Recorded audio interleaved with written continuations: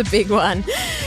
Larapinta came about, it was a COVID idea. Obviously, we had the 5K radius, the 1 hour of exercise. And so my brain went to, when I can run as far as I want for as long as I want, I will find the longest trail in Australia and I will run in one direction. And so I pulled the team together. We drove from Melbourne to Alice Springs, and once COVID was done, there was a little gap. It closed back up afterwards, but it was woefully underprepared, and the film shows that. It was something that I show it at schools sometimes, and I always say, this is not what running should look like. It's not what you should strive for. I put myself in a position that I would not do again. I would do it so differently, but I learned so much out there, and I wouldn't change it for the world, but it was something that was, I bit off a little more than I could chew. Well, that, of course, was the episode we did just a few days ago with Lucy Bartholomew. A day out with Lucy. We went for a ride up Kingers, we came back, had a coffee, and we went for a cheeky trail run. What a day. What a privilege to be able to go out with her in her own scene, a professional trail runner, but someone who loves getting out on the bike too. If you haven't heard that episode, get back and have a listen to that one. Right now, we've got a Talking Luft with Lucy, where I thought it'd be funny to unpack a little bit of Talking Luft style questions in the running scene, because I'm getting into my running as well now. I'm doing a little bit of trail running. I'm doing a little bit of park run, all these sort of things. So I thought, why not unpack and find out what are the style tips if you're going out running? What are the do's and the don'ts? Plus, we roll in, of course, some classic Talking Luft questions and hear what she has to say about that. This is, of course, Life in the Peloton, presented by our major partner, MAAP. Sit back and enjoy. Here we go, guys. We're back in Talking Luft with Lucy Bartholomew.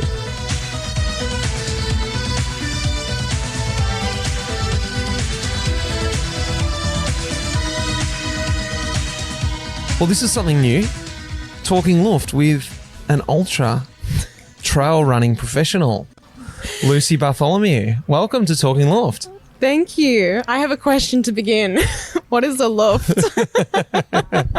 Well, that sets it up perfectly. Well, that little thing that I gave you over there, that little casquette, that's called a casquette. It's not a hat. No, it's called a capellino or a mini cycling cap, whatever you want to call it. She's got the official Life in the Peloton casquette. Luft is referred to the amount of air that sits underneath your hat between your head. Oh my goodness. So, you put this on, I'll let you put it on. And the first question is, how do you wear your cap, your casquette, your capellino? What's your style? Because there's lots of different styles you can wear with these little hats. I can hold your mic if you like. Oh, I didn't know there was a thing. Oh, is it like that or that? Well, that's brim up or brim down. So what would you prefer? I think I'd go up. Okay, brim up. She's got brim up, minimal luft, if not any. Which is fine. That's your own style. I need you to put yours on. I need to see the difference. Yeah, okay. Hold my mic. I don't have one, so I'll have to borrow yours. This is my style. Oh, okay. Lots of love. Lots of love. Brim up. You could also wear it reverse if you want to get really fast. Oh, that guy's got long, big luft. I see it. No luft. He's skull capping it, that guy. Credit Agricole cap, though. Pretty cool cap. All right, so you've learnt luft. I feel one step closer to being a part of this community. It is hard because, look, back in the day, they used to race with caps. Yeah. And they could just wear luft. They could have it reverse. They'd even cut the top out, have a visor. There was heaps of styles. It was all about what you'd wear on your head. Yeah. Now, because we obviously wear helmets, the hats are underneath your helmet, so no luft. Yeah. But you can use them for technical features like blocking rain, keeping your head warm. It's sort of about it. Aesthetically looking cool. Representing Life in the Peloton. So that'll get out there. All right. A couple other questions. Do you stop when you're out riding at a cafe? Are you a coffee stop person or not? I ride for the cafes. Right. Nice. What do you get when you stop at a cafe? Soy flat white, oat flat white. Anything to eat? I am vegan. I don't have as many options. Right. If there's something there, I will support and get that. Sometimes you just like, the vegan option was seriously bad, but you got to just pretend that it's really good, or Yeah, the dry piece of cardboard that I just overpriced paid for. Yeah. that's what I wanted to say, but I wanted you to say it. Do you leave your helmet on at the coffee stop, or do you take it off? Nah, any chance to get that thing off, I take it off. Very good.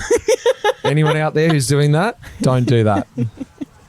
Do you do the helmet, so when you take it off, you can't see your bike? Do you do the helmet lock? Do you put the helmet around your bike to sort of lock it up, like pretend like it's locked?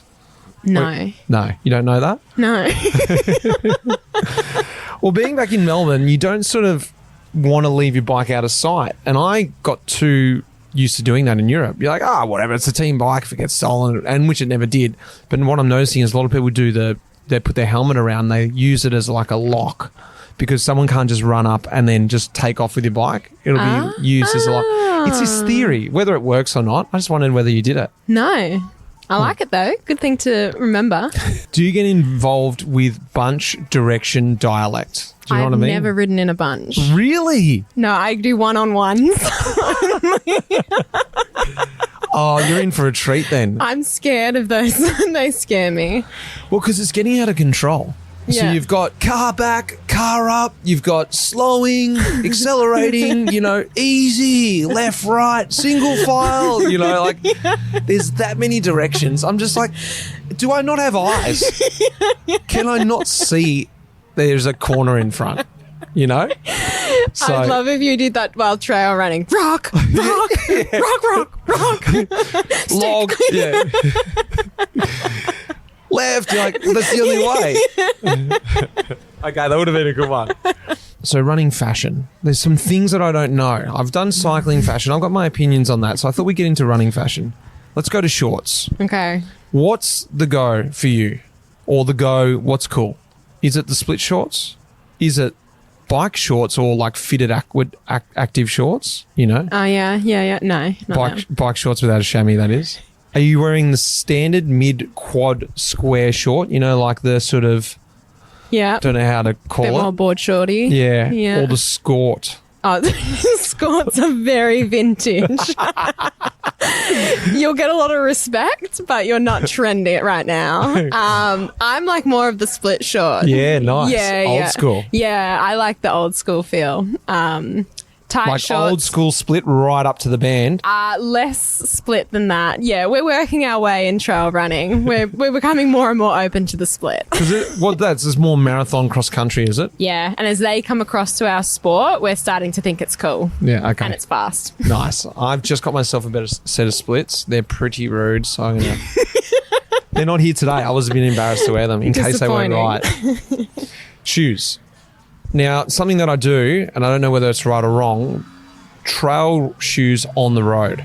It's an expensive way to wear down your tread.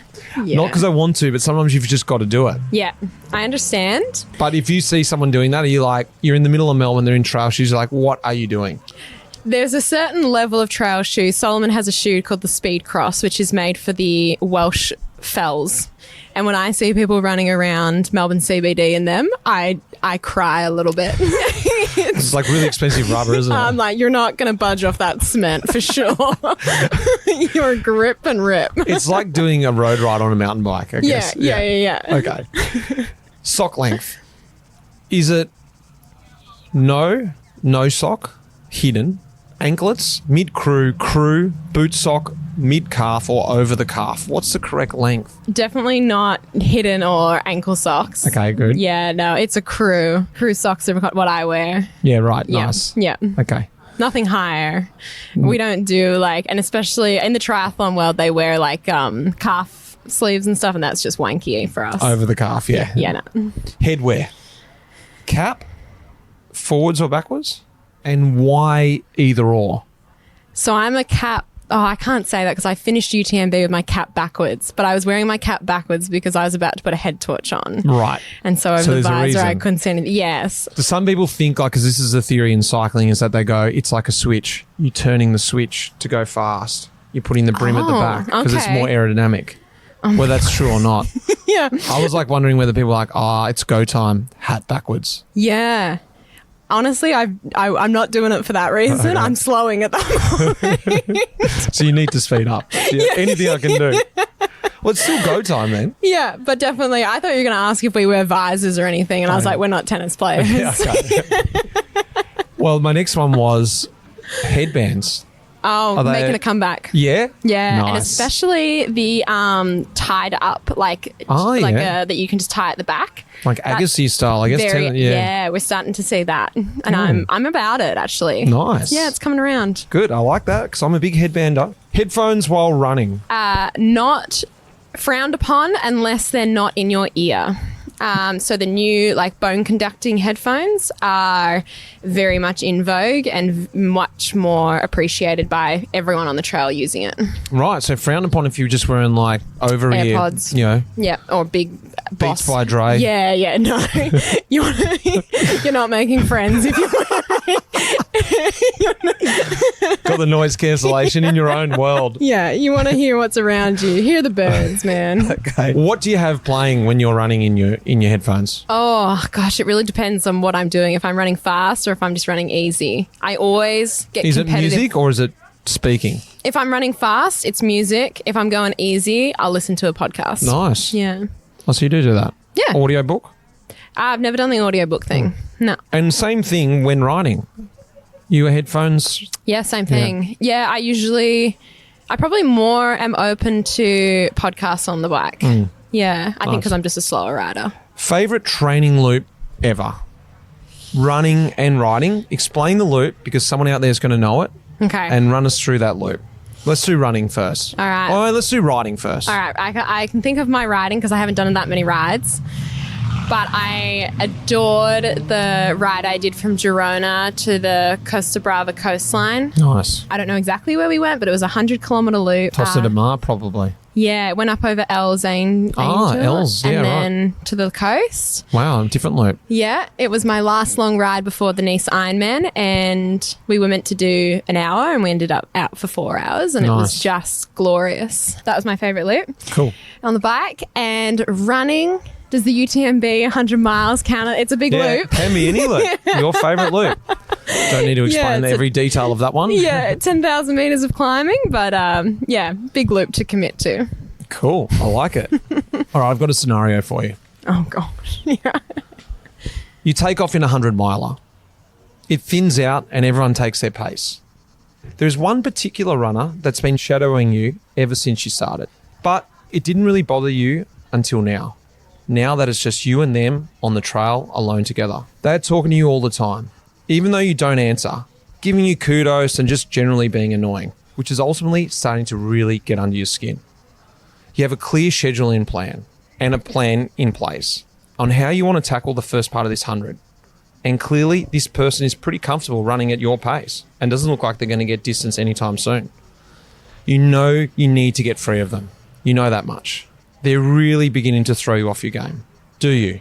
A, lift your pace. Go off your schedule. You're just at the start of a long climb and you know you're planning on running. It's somewhat reserved to save it for the back end. But this could be your chance to drop them and get your own free running space. Get back into your groove. Get focused on the task at hand. But in doing this, even though you will drop them, you will need to go deeper than you want to this early in the race. Put yourself at risk of completely blowing up in the back end, ruining your big goal for the year if you're even able to finish. Or do you B? Stay strong and stick to your pace, your schedule. You'll have comfort in knowing that you will have things dialed for the back end of the race, like you have planned. But the mental games by having old mate chirping in your ear the whole day could really start to unnerve you and make you lose focus on your goal at hand. And when you need that mental strength later in the day, you may have used it all up trying to block them out in this early part of the race. Is old mate a female or a male? Could be male or female. Well, if it's a female, I would be breaking the elastic and dropping their ass. Well, you'd have to go deep though. If it was a male, I feel like I've had that situation time and time again. Yes. Never having done a race, I just was trying to imagine a scenario for Honestly, I felt like you were painting a race that I did not that long ago, and I was like, did someone say something to you? Because I think it was a dude behind me, and I was like, dude, you just go. I've got to do up my shoelace. Solomon doesn't even do shoelaces, but I was like, we just need to be apart. I'm not here for a private Q&A. So that's the third option, the stop. I didn't think about stop. that. I might take a longer aid station or pretend I need a pee or something and just break that elastic the other way. Have you done it the other way and actually regretted it? You've gone deep, you've got rid of them, and then they come running back past you later on. You're like, God damn it. Yeah, I have certainly done that too many times. Yeah, and especially with racing with women. It's it's been a brutal humbling for sure. A couple of questions left. War story. This is one of those days that you're just like, that bloody day. Could have been out training, could be in a race. That day that was just an epic. What is that day? Oh my gosh. I feel like I've had so many of days where things have just gone sideways from the very beginning. I'm trying to think of one that... There was so many. I love it. No, yeah. I feel like running is just... It's such a brutal sport. Like, you're just shaking your stomach up. You're just putting your feet where there's rocks and sticks and things can just go wrong. It's a war story producer. Yeah. I can think of a race that I did last year in February, the Black Canyon 100K. I was hoping for top 2. I was sitting in about 55th because I was having such a bad day. And I remember running along with my pacer and I just had mad diarrhea and I had to keep pulling over, and I made my pacer look at my pile of diarrhea to see if there was if there was anything in that, because I was like, I just feel something was so wrong. And I was like, this person, she's now my best friend, but at the time we barely knew each other, and she was just like, what on earth? You know, this day was meant to be done in 9. It took 13. I thought we were going to be running fast, but instead I'm like hovering over your pile of feces. Yeah. Yeah. Okay. It was really humbling. Proper war story. That is a good one. Sort of. Yeah. Lastly, this addiction, running, riding, going deep, pushing yourself, exploring. Why do you do it? Why do you need to do it? Well, I think I don't need to do it. I think there's something I've always thought. There's so much about the words we use, you know, like, do we get to do it? Yes. Do we want to do it? Yes. Do we need to? No. Do we have to? No. You know, I think how you phrase that is kind of your relationship with it is, yes, it's my profession. And so there's an element of needing to. So for someone who's more of a hobby runner, I'm always like, question them putting themselves in that much discomfort, you know, like, is that really what you want to be doing? But you don't need to do it. But I think the driving force for me will always be curiosity. I'm always like, what's at the top of that hill? What if I last another hour? What if I empty my guts out enough that I can start from scratch and go again? And that kind of like that curiosity, you know, they say curiosity can kill the cat, and it's nearly killed me a few times. But I think that that's just like my driving force is like, oh, I wonder if I just try a little harder, if I just go a little further, if I just do this race and train a little harder, what could be? And that's what I love. Beautiful.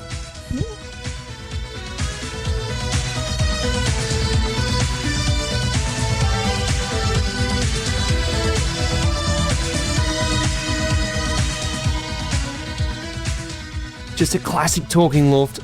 I really love doing them. I don't know what it is, and I know you guys love hearing them. They're a bit of fun, a little bit extra. If you haven't heard her episode, like I said, get back and have a listen to that. A big thanks to our major partner, MAAP, who are making this podcast happen, Red Bricks, who slap it all together for us, and you guys for listening, and the Life in the Peloton team behind the scenes. We have got a race communique just around the corner for you, so sit back, get ready. It's going to be a lot of fun. Until then, guys, take it easy. Cheers. That iconic music in this episode was composed by none other than the legend, Pete Shelley. Cheers, mate.